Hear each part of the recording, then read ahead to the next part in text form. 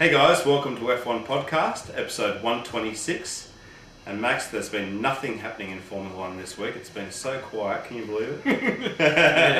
Yeah, I've been really scratching for information. Mate, let's talk about the big news. Renault, Nelsinho, Flavio, Pat.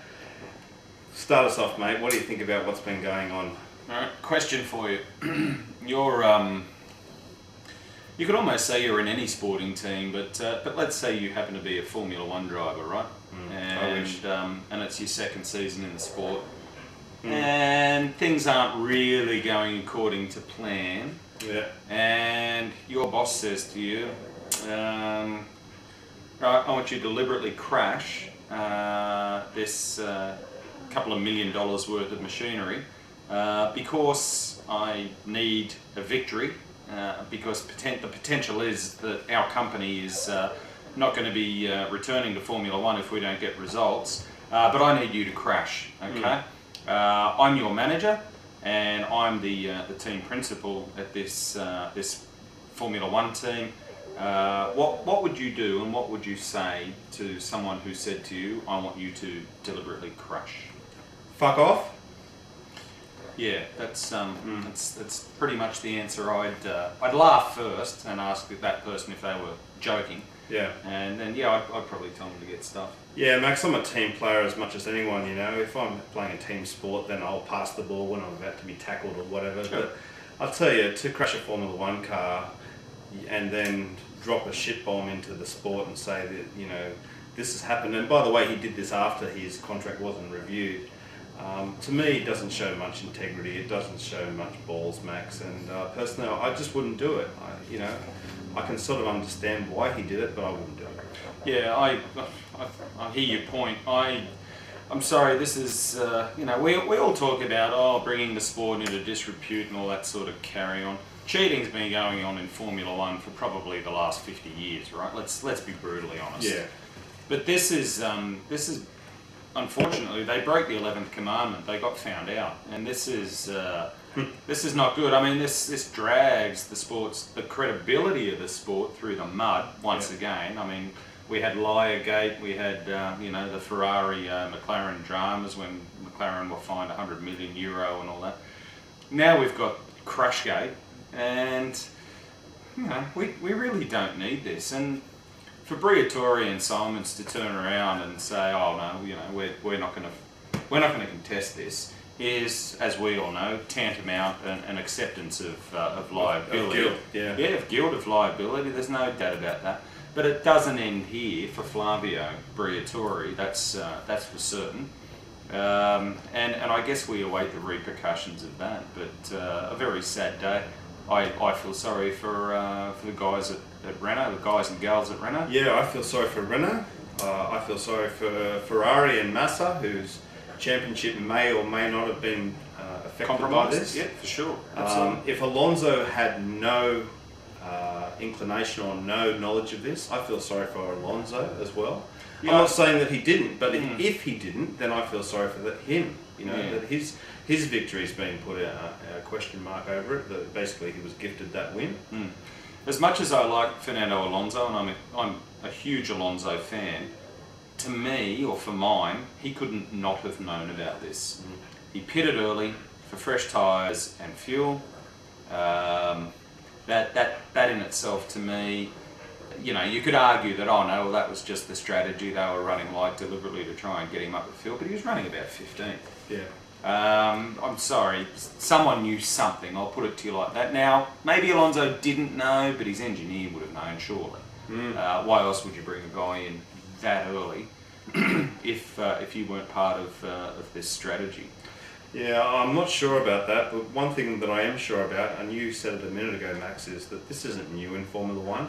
When I first heard about it, I thought, I wonder if this is true, and then of course it all blew up. And the first thing I thought, Max, is this has happened many, many times in Formula 1 in the past, and now, of course, that everyone's scrutinising previous accidents as world championships and as things. Well they should. Yeah, and I'm sure it doesn't happen every race. It might happen, once a season or something, but I'm sure it happens relatively often that a team just makes a decision to compromise one driver, and I'm not saying crash, I'm saying compromise one driver to benefit another driver. And whether that's race fixing, match fixing, whatever you want to call it, I'm sure. Team orders. And you're right, mate. The problem with Renault is they got caught, and the reason that they got caught is, according to Nelson Piquet Senior, he found out about it a couple of days afterwards. Then he spoke to Charlie Whiting at the final Grand Prix last year. So we're talking a long time. And Nelsinho Jr. has just, dropped this bombshell because he didn't get his contract renewed because he was feeling a bit disenfranchised, a bit pissed off. And he's decided that he's going to take Flavio Briatore down with him, and he's done so. That's right. But they've sat on this for quite a while, Max. Who wins out of this? Who wins? No one wins. Correct. Yeah. No one wins. Renault don't win. Briatore certainly doesn't win. Nelson doesn't win. Piquet Jr. and Senior certainly don't win. No one wants a tattletale driving for them. Okay. No. There's always instructions, orders, and things like that. Okay. Now Nelsinho, I haven't heard too many people question, "Hey, kid, you could have turned around and said, no, I'm not going to crash a car. I'm sorry. Yeah. I'm not going to do that, Flavio. And quite frankly, I'm offended that you've asked me to do that." Yeah. The kid shouldn't have done it. I'm not suggesting that he's.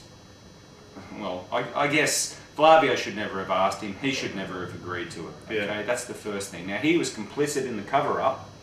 Okay, this happened a year ago. He didn't say anything until he got dropped. For whatever reason, he thinks it was unfair. Flavio and a lot of the guys think it was for substandard performance. But he only made mention of this when he got the punt. Yeah. He threw his toys out of the cot. "I've got some dirt on you, and I'm going to bring you guys down as well."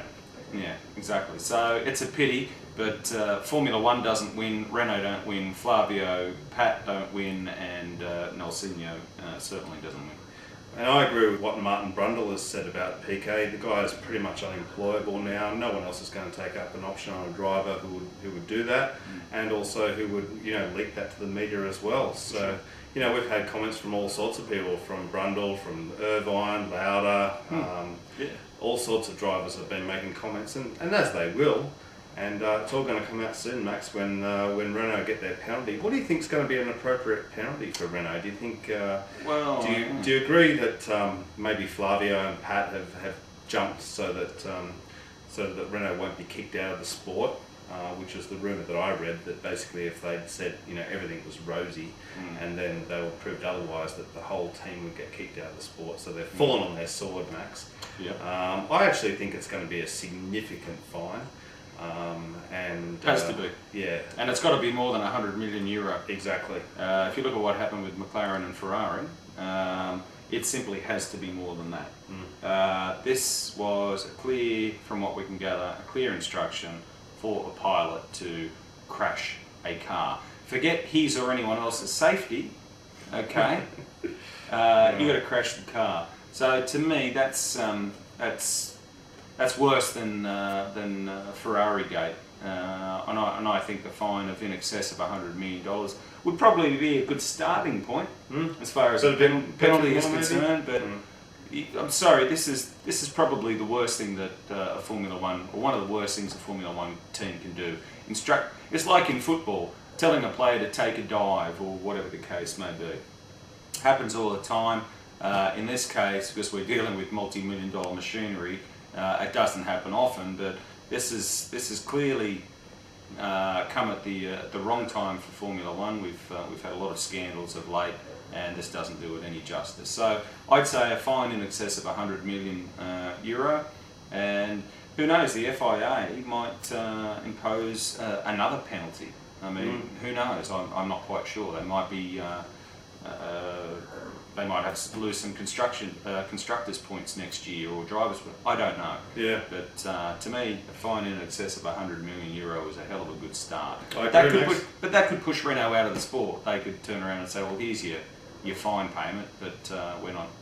You've just taken a load of our budget out. We're not going to compete anymore," which would be a shame. I agree, Max.